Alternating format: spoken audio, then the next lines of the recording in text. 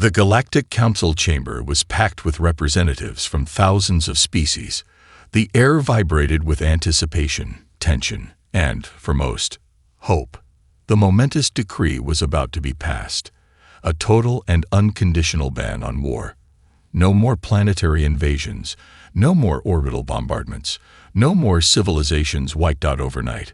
The galaxy had seen too much destruction. Too many species erased before they could reach their full potential. The law would change everything. The Speaker of the Council, a towering selection with shimmering blue scales, raised one of his 4 arms for silence. From this day forth, he declared, his voice amplified across the vast chamber, war shall no longer be tolerated in this galaxy. Any species that engages in organized conflict shall face immediate sanctions, economic isolation, and, if necessary, enforced compliance. Thunderous applause erupted from the gathered dignitaries. The council had done it. They had ended war. Across the chamber, the human delegation remained still. Ambassador Elias Carter exchanged a glance with his team. He could see the satisfaction in the eyes of the other species, the belief that they had solved one of the universe's greatest problems. But Carter, like every other human in the room, knew better. There would always be conflict. A new kind of battlefield. The galaxy had forgotten something crucial, something humanity had learned from millennia of bloodshed. War wasn't just about weapons. It wasn't about ships or armies or firepower. War was about power, and banning one form of power didn't erase the others. Carter kept his expression neutral as the speaker continued. From this moment on, disputes between civilizations must be handled through diplomatic channels or sanctioned trade negotiations. The days of conquest and military aggression are over. In theory, it was perfect. In reality, it was a dream that wouldn't last. Humanity had seen this before. Treaties that outlawed direct conflict only led to indirect warfare, proxy battles, economic manipulation, cultural subjugation. The strong would still prey on the weak, just without firing a single shot. Empires wouldn't need to conquer planets anymore. They could simply buy them, destabilize them, force them into dependence. And the Council, bound by its own laws, would be powerless to stop it. Reading between the lines. Later, in the human delegation's private chambers, Carter turned to his team. "Well, we're the only ones who see it," one of his aides muttered, running a hand through her short hair. "The others think this solves everything. But we both know war isn't gone. It's just changing form." Carter nodded. "And if we don't adapt, we'll be the ones left behind." They had 2 choices: follow the Council's ruling and risk being outmaneuvered by species that would exploit it, or find a way to fight back within the rules. Humanity wasn't going to roll over. They just needed to find the right loophole. The war had ended before it even began. Across the galaxy, battle fleets stood down, planetary defense grids were decommissioned, and once mighty military forces were dissolved. For the first time in recorded history, no empire, no republic, no dominion had the legal right to raise a fist in anger. The galaxy called it peace. Humanity called it an opportunity for predators. The strongest without strength. At first, the ban seemed like a miracle. Entire species, once locked in endless cycles of conquest, found themselves forced to negotiate instead of invade. The economies of war-dependent empires shifted, focusing on expansion through diplomacy, technology, and commerce. The Galactic Council reveled in its success. They had ended bloodshed, forced civility upon the cosmos. But within months, the cracks began to show. Where war had once decided the fate of worlds, new methods took its place. Stronger empires began targeting weaker ones through legal loopholes. They did not send warships. They sent corporations. They did not deploy armies. They deployed debt. Entire planets found themselves crushed under financial agreements they barely understood. Civilizations were destabilized through trade restrictions, their economies collapsing under sudden embargoes. Governments were overthrown, not by force, but by carefully orchestrated revolutions funded by unseen hands. It was a new kind of war, one fought with contracts instead of cannons, wealth instead of warriors. And the Council? The Council did nothing. They had banned war, but they had not banned strategy. They had not banned ambition. A lesson in predation. The first human colony to fall victim was New Talon, a small but thriving settlement on the edge of controlled space. It was a model of human resilience, built in the harshest conditions, flourishing despite adversity. And then, one day, its entire food supply chain collapsed. Not by accident. A foreign trade conglomerate, backed by a powerful alien empire, quietly purchased the colony's agricultural suppliers. They raised prices beyond affordability, cut off shipping routes, and legally restricted imports. Within weeks, New Talon faced famine. The human government pleaded with the Galactic Council, but the response was the same as always. No laws have been broken. It was a message repeated across dozens of worlds, to dozens of species, all suffering the same fate. To humanity, the truth became clear. War had not ended. It had merely changed shape. And so, humanity changed with it. The spark of defiance. In a dimly lit conference room on Earth, Ambassador Elias Carter stood before a gathering of military strategists, legal experts, and economic analysts. Behind him, a massive screen displayed data. Trade routes disrupted, colonies lost, entire civilizations crippled without a single shot fired. "This is the battlefield now," Carter said, gesturing toward the screen. "And we're already losing." The room was silent. Every man and woman present understood the weight of his words. Humanity had fought countless wars with guns and ships, but this was different. Then, a voice spoke from the back. A young legal analyst leaned forward, her eyes sharp. "There has to be a way around this." Carter smiled. "There is. They just had to find it." For weeks, the best minds in humanity worked in silence. Politicians, military tacticians, corporate analysts, and legal experts pored over the Galactic Council's ruling, dissecting every clause, every footnote, every unintended consequence. The law banning warfare was absolute. No military action, no armed conflict, no organized destruction. But wars had never been fought with weapons alone. Humanity had always found ways to turn weakness into strength, rules into opportunities. If they couldn't fight the old way, they would find a new one. And then, late one evening in a quiet conference room on Earth, they found it. The clause that changed everything. Among the thousands of regulations surrounding the war ban, one section detailed cultural engagements, events exempt from the ruling. Species were still allowed to compete in physical contests, strategic games, and trials of skill, provided both parties agreed. The intent had been simple. No species should be forced to abandon their traditions. Gladiatorial matches, endurance trials, even grand-scale simulations were still legal. More importantly, any species that refused an officially sanctioned challenge would forfeit the dispute. It was a harmless clause. An afterthought. But to humanity, it was a golden ticket. The room fell into silence as the implications sank in. Elias Carter, who had barely spoken in the last hour, leaned forward, hands clasped. "So let me get this straight," he said, voice calm but laced with excitement. "We can't declare war. We can't send in an army. But if someone tries to take our colonies, we can challenge them to a contest." The legal analyst who had found the clause nodded.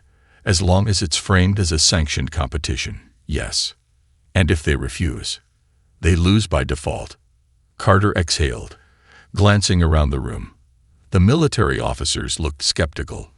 The legal experts looked intrigued. But the corporate analysts, the ones who had spent years watching empires dominate through bureaucracy, looked like they had just seen the future. "We're not going to fight them," Carter said, a slow smile creeping across his face. "We're going to make them play our game." First target, the Ralzic Empire. The first test came sooner than expected. The Ralzic Empire, a reptilian species known for their cutthroat economic tactics, had begun tightening their grip on a human-aligned trading hub. They hadn't fired a single shot, but they didn't need to. Their corporations had seized control of vital infrastructure, leveraging their position to strangle the colony into submission. A standard war was impossible. A diplomatic solution was unlikely. So humanity issued a challenge. The Ralzik, confident in their dominance, laughed. You would settle this with a game. Their representative sneered. Very well. We accept. They thought it was a joke. They didn't realize that, for humanity, war had just begun. The Galactic Council chamber was unusually full, with representatives from dozens of species eager to witness what they considered a bizarre spectacle. A human colony was under siege, not by weapons, but by economic stranglehold. Yet, instead of pleading for aid or surrendering, humanity had issued a challenge, and the Ralzik had accepted. They had no reason to refuse. The humans had chosen a competitive engagement instead of war, a method the Ralzik considered laughable. The lizard-like species prided themselves on ruthless efficiency, using bureaucracy and legal maneuvering to dominate weaker civilizations. As far as they were concerned, the humans had sealed their own fate. But humanity wasn't here to play fair. The battlefield is set. Per the Council's regulations, the challenger was allowed to propose the format of the contest, provided it aligned with recognized forms of competitive engagement. The humans had chosen a large-scale strategic simulation, an event designed to test leadership, resource management, and tactical adaptability. In simple terms, a war game. The Ralzik had expected a trade negotiation or a bureaucratic debate, something where their species excelled. Instead, they found themselves placed in a vast, simulated battlefield. Each side was given control over an identical set of forces and resources. Victory conditions were simple. Control the most territory at the end of the simulation. The humans had chosen a contest of pure strategy. The Ralzik agreed, amused. After all, they had centuries of experience running massive economic and logistical networks. They assumed this would be no different. They assumed wrong. Adaptability versus predictability. The match began, and the Ralzik immediately took a calculated approach, deploying their forces in rigid, optimized formations, securing key supply lines, and fortifying high-value locations. Their strategy was flawless, on paper. The humans, however, did something unexpected. They adapted. The Ralzik had developed their tactics over generations, built on the assumption that predictable efficiency always led to victory. They had no answer for the chaos that humanity unleashed. The human commanders changed strategies mid-battle. They sacrificed strongholds to lure the enemy into traps. They faked weaknesses, only to counterattack in ways the Ralzik had never considered. They used unconventional tactics, creating unpredictable alliances, spreading misinformation, and even employing psychological warfare through feints and deception. The Ralzik struggled to adjust. Their entire civilization was built on rules and rigid hierarchy, and they had never faced an opponent that refused to follow the expected patterns. As the simulation neared its end, the result was undeniable. Humanity had won. The shockwave of defeat. The Ralzik were stunned. Their representatives, who had been watching the simulation unfold, could only sit in silence as the Galactic Council officially recognized humanity's victory. Per the Council's own regulations, the Ralzik had no choice but to withdraw their economic control over the human colony. The watching species had expected a joke, a desperate last stand. Instead, they had witnessed something terrifying. Humanity had just fought a war without firing a shot. And they had won. News of the Ralzik defeat spread across the galaxy like wildfire.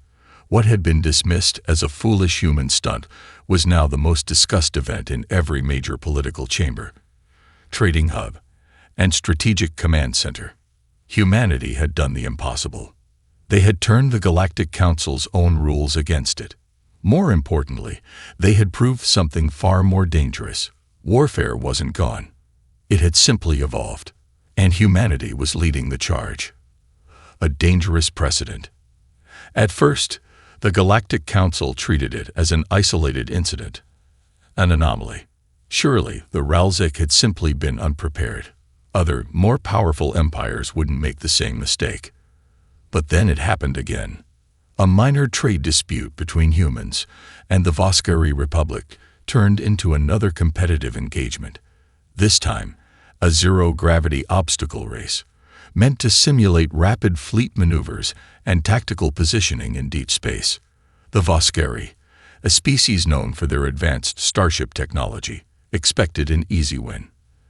They didn't anticipate human endurance, adaptability, and willingness to push their bodies far beyond normal biological limits. The humans won. Then came a territorial dispute with the Braxel Dominion, a warlike species that had spent centuries building their reputation on physical superiority. They expected brute force to win the day.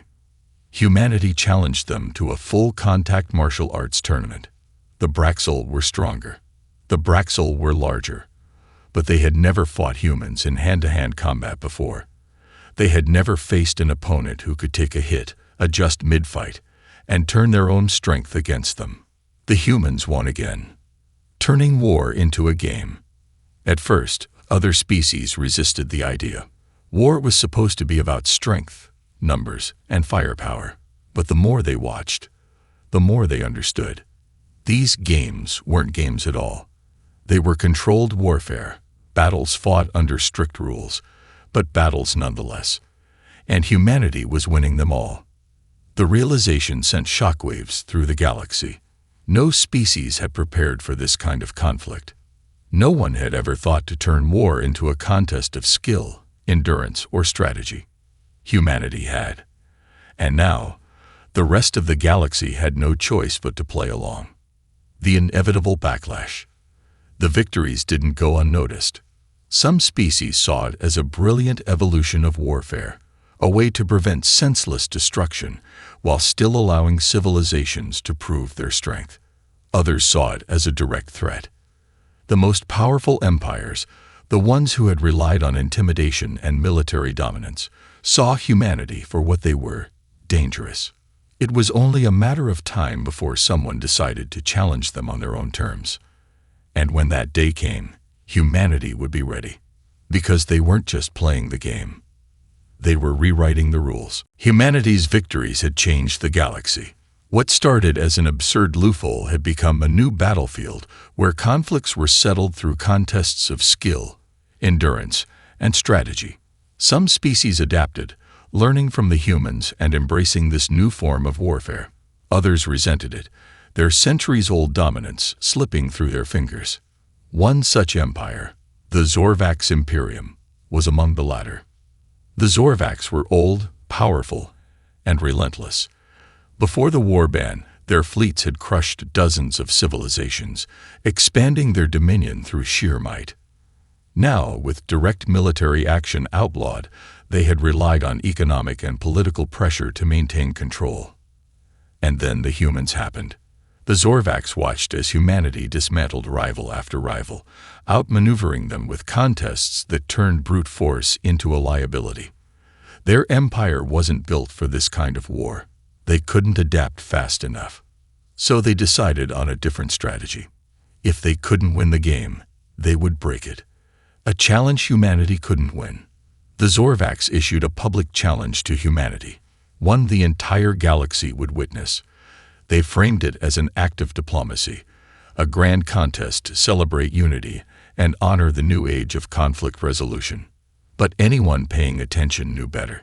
The contest would be a battle of intellect, an ancient Zorvax game called Corthan's Paradox. On the surface, Corthan's Paradox was a simple game of logic and strategy. Two competitors would take turns making strategic choices, manipulating variables to control an ever-shifting field. It was a test of patience, planning, and foresight. The catch: the Zorvax had been playing it for over 10,000 years. No species had ever beaten them. They had mastered every possible variation, memorized every potential counterplay. By issuing this challenge, they were forcing humanity into a battle where experience mattered more than adaptability. It was the perfect trap. The galaxy watched in anticipation. Would the humans accept? Would they risk their flawless record against a game they had never played? The answer came swiftly. Humanity accepted.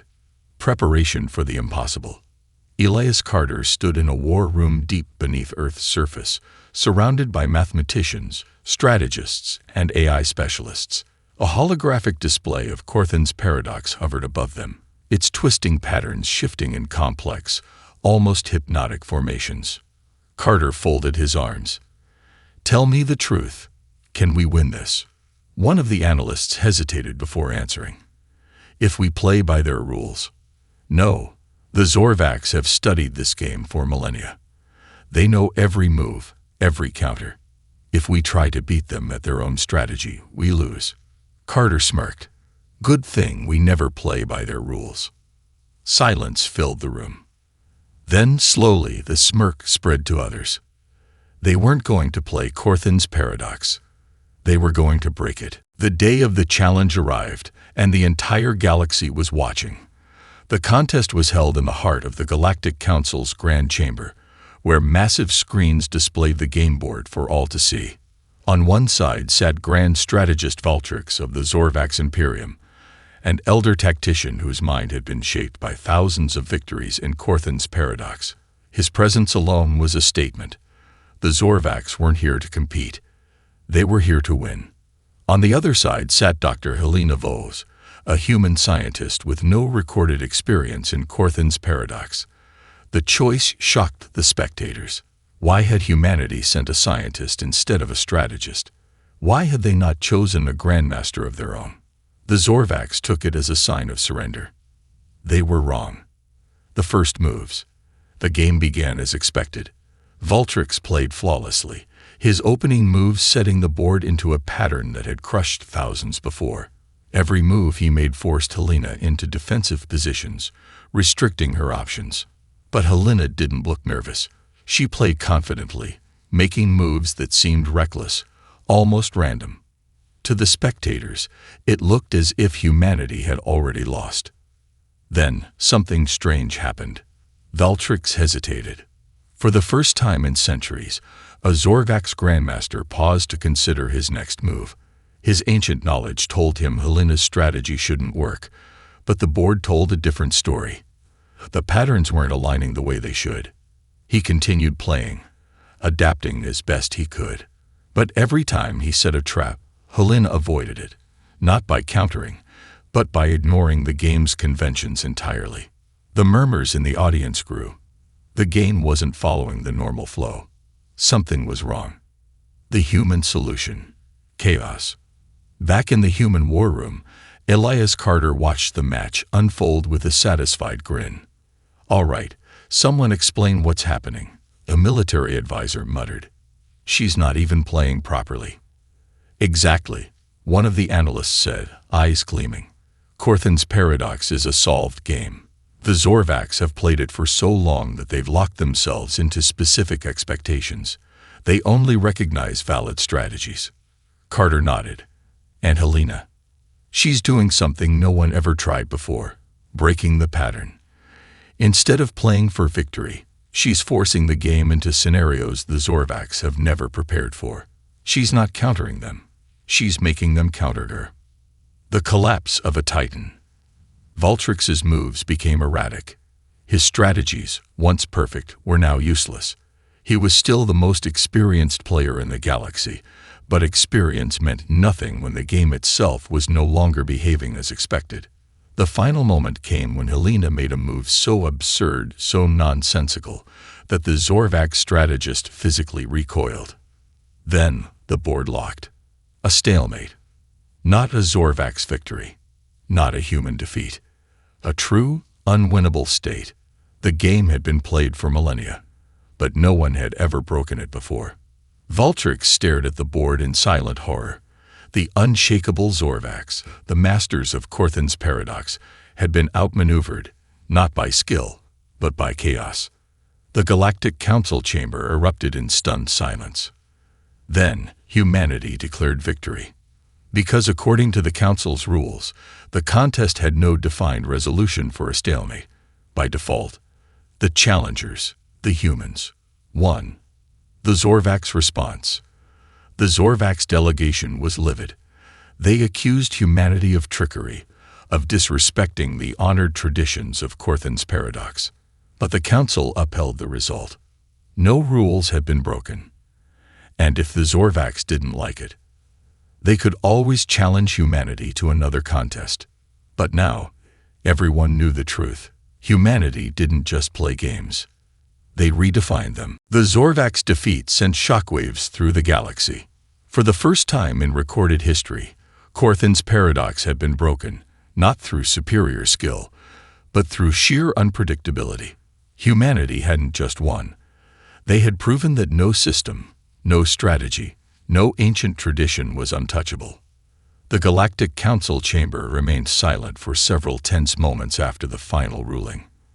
Then, as the reality set in, murmurs rippled through the gathered representatives. Some species watched in awe, others in horror. One thing was certain: the balance of power had shifted. The fallout. The Zorvax Imperium, humiliated beyond measure, immediately retreated from the public eye. Their once absolute dominance in matters of strategy was now tainted. They could no longer rely on their old methods, because they knew now that humanity could, and would break them. Other empires took notice. The once invincible Ralzik had been outmaneuvered. The Braxel had been outmatched. The Voskeri had been outlasted. And now the Zorvax, the grand architects of strategic thought, had been outplayed. A realization spread through the galaxy like wildfire. Humanity wasn't just adapting to the new age of conflict. They were defining it. New challenges, new battles. After the Zorvax debacle, challenges against humanity changed. The contests became more extreme, more unpredictable. Empires desperate to reclaim their lost dominance proposed new trials, ones designed to test not just strength or strategy, but pure ingenuity. Some species tried endurance challenges, believing that humans would break under impossible conditions. They didn't. Others attempted intellectual duels, certain that their centuries of tradition would prove superior. They weren't. A few even tried direct combat trials, assuming that removing strategy from the equation would level the playing field. It didn't. Because no matter the game, no matter the challenge, humanity always found a way to win. Not by following the rules, but by rewriting them. The ultimate irony. The Galactic Council had banned war to create peace. Instead, they had created a battlefield unlike any before it. Conflicts no longer ended in destruction, but in contests that were every bit as ruthless, as calculated, as devastating as open warfare. Power was no longer dictated by military strength alone. Now, it belonged to those who could outthink, outblast, and outmaneuver their rivals. And in this new era, humanity had become the ultimate warriors. The final message. In a quiet meeting chamber deep within the Galactic Council complex, Elias Carter sat across from a delegation of nervous diplomats. Auxiliary Ambassador, one of the few species that had managed to remain neutral, leaned forward. "Tell me, Carter," they asked carefully, "is this your end goal? To turn war into a game?" Carter smiled. "War was always a game," he said. "We just play it better than anyone else." And with that, humanity's place in the galaxy was secured. Not as conquerors, not as diplomats, but as the ones who made the rules. The war had never ended. It had just changed, and humanity had already won.